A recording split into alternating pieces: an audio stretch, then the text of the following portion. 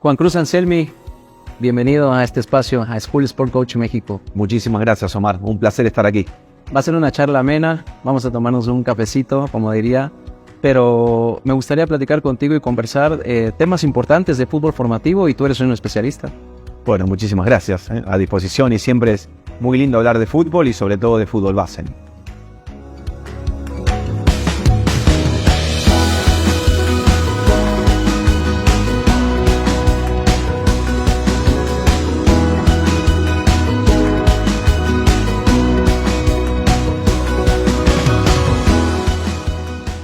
¿Qué tanto afecta lo cultural en el proceso formativo del pequeño futbolista, tomando en cuenta varios aspectos?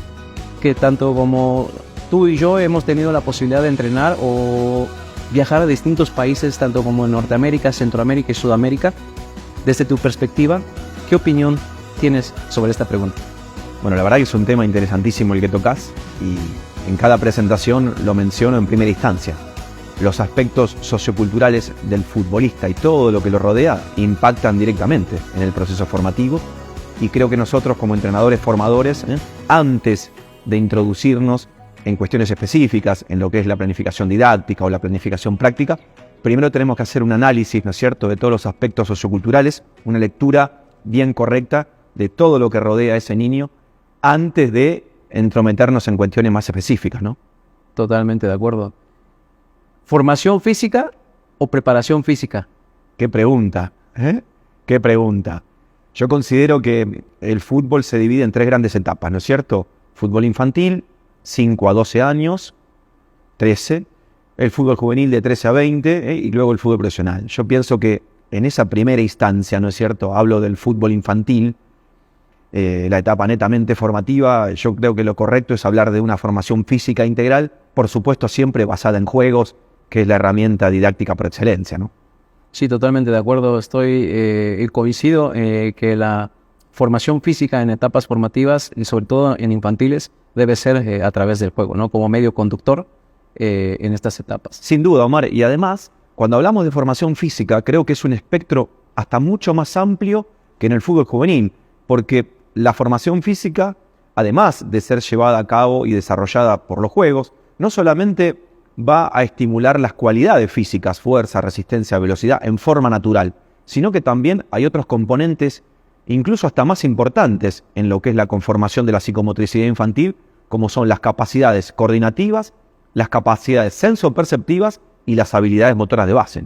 Una pregunta importante: ¿qué es un buen entrenamiento para ti en etapas infantiles de 6 a 8 años? Un buen entrenamiento de fútbol. ¿Qué sería para ti desde tu perspectiva? Un entrenamiento, una clase, ¿no? Yo a veces lo llamo clase. La pregunta es fantástica y es muy amplia la respuesta. Voy a tratar de resumirla. Yo considero que un entrenamiento debe tener ciertos componentes, ¿no es cierto? Primero, por supuesto, planificación. Y la planificación nos corresponde a nosotros. Y esa planificación debe estar basada en tres aspectos fundamentales. Primero, como factor y elemento esencial, debe estar conformada a través de juegos. Luego esos juegos deben ser conducidos por el entrenador formador a través del método deductivo, que es el método que estimula la libre exploración, la creatividad, la iniciativa, la impronta del futbolista, ¿no es cierto? La idea es conformar futbolistas autónomos, con libre toma de decisión y no futbolistas autómatas, ¿no? Y por último, creo que esa ecuación de tres componentes nos lleva a lo que es la metodología situacional. Utilizar preferentemente y en mayor porcentual lo que es la metodología situacional por sobre lo analítico. Y un porcentual menor de lo analítico, pero en un contexto analítico creativo abierto, es decir, salir de ese formato analítico tradicional. Entonces, los tres componentes serían juegos adaptados a los niños, a través del método deductivo en la conducción del entrenador formador y, por supuesto, utilizando una metodología netamente situacional, funcional o global, ¿no? A través de la libertad de expresión, total, de la autoexploración del niño y sí, que por medio de su propia autonomía él empiece a descubrir todos los elementos esenciales del juego, ¿no? Sin duda, totalmente, Omar, coincido plenamente con vos. Y después comienzan a aparecer los componentes específicos, ¿no es cierto?, que son parte de la planificación didáctica, que yo creo que antes de la elección de las actividades, nosotros, los entrenadores formadores, Y cuando digo entrenadores, digo todos, ¿no? Los que se encargan más quizá de la parte técnico-táctica, los profesores de educación física, ¿no? Los entrenadores de arquero. Deberían entender que una sesión de entrenamiento en el área infantil entre los 5 y los 13 años debería tener libre exploración, mucha creatividad, mucha emoción, muchos goles, porque el gol es la acción que mayor impacto emocional, positivamente hablando, causa en los niños. Libre exploración, como vos muy bien dijiste. Alta densidad técnica, es decir, lo que dure una sesión de entrenamiento o una clase debe tener un alto componente técnico, es decir, que los niños deben estar en alto contacto con el balón, pero una aclaración, un asterisco. En contacto con el balón, pero dentro de una situación de juego. Así es, totalmente de acuerdo. 100% con la pelota en etapa infantil. Totalmente. Y yo considero que cometemos errores pedagógicos a veces en el proceso de aprendizaje de los niños.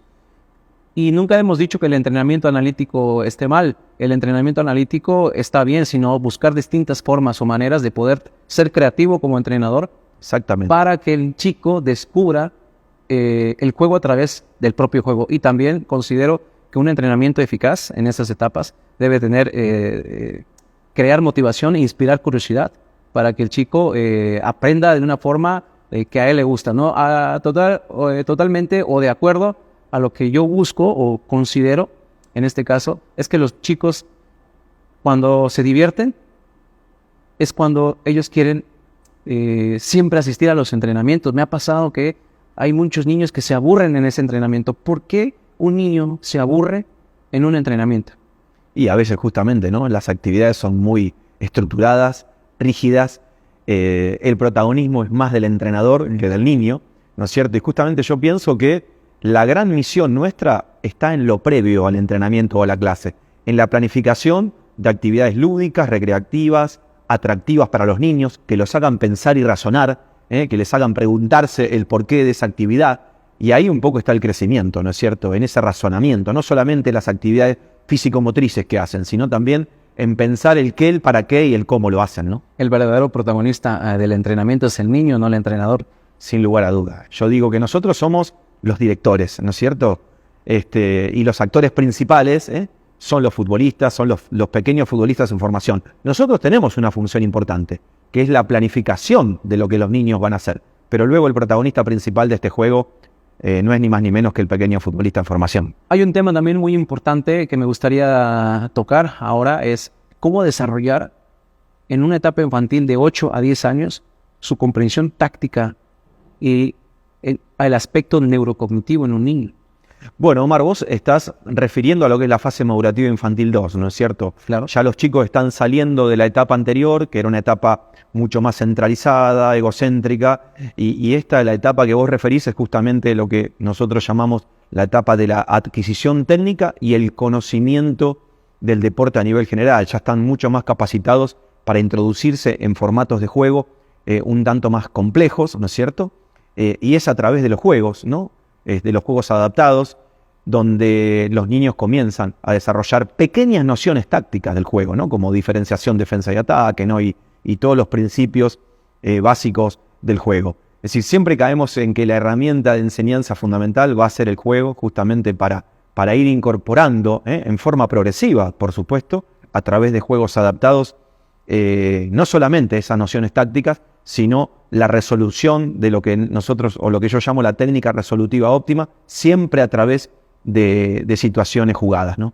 Totalmente. A través del juego se aprenden los principios fundamentales del juego y su lógica interna, ¿no? Y también vienen por parte de los elementos esenciales, que es la pelota, los adversarios y mis compañeros, ¿no? Sin duda. Y vos hiciste una mención y una pregunta con referencia a los aspectos neurocognitivos, ¿no es cierto? Yo sostengo que en un proceso de formación tenemos que abordar 5 variables, ¿no? Lo técnico, la comprensión táctica que vos mencionás, lo físico-motor, que se desarrolla en forma natural, lo neurocognitivo, que fue parte de tu segunda pregunta, y lo socioafectivo. Y lo neurocognitivo tiene mucho que ver con no solamente la decisión, que es el eslabón final de ese proceso mental cognitivo, sino con la percepción, la elaboración y la toma de decisión final, ¿no es cierto? Es un proceso mental que dura milisegundos, y para mejorarlo en el área infantil debemos acumular muchas horas, muchas semanas, muchos meses de estímulos de juegos adaptados a los niños. ¿Para qué? justamente para obligarlos, entre comillas, ¿no?, a que acumulen mucha cantidad y buena calidad de situaciones de juego y de toma de decisiones. Cuesta mucho trabajo llevar el fútbol de la calle al entrenamiento organizado. Bueno, pero es lo que tenemos que hacer, ¿no es cierto? Creo que lo que acabas de mencionar es un punto neurálgico. Ese fútbol de la calle, lo que nosotros mencionamos en Argentina como fútbol del potrero, que fue la base de la formación de tantos jugadores latinoamericanos, y también mexicanos.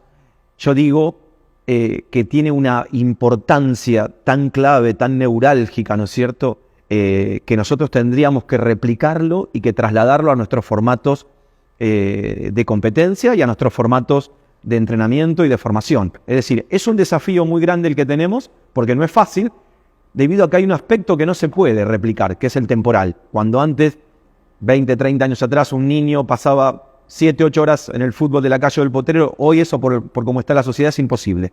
Pero sí, nuestra obligación es al menos tratar de tomar esa esencia del fútbol de la calle y de manera programada y más estructurada replicarlas en nuestras instituciones formativas, ¿no? El ADN del fútbol, totalmente. Sin lugar a dudar. ¿El entrenador formador debería realizar la misma carrera que realizó un futbolista? Qué lindo tema.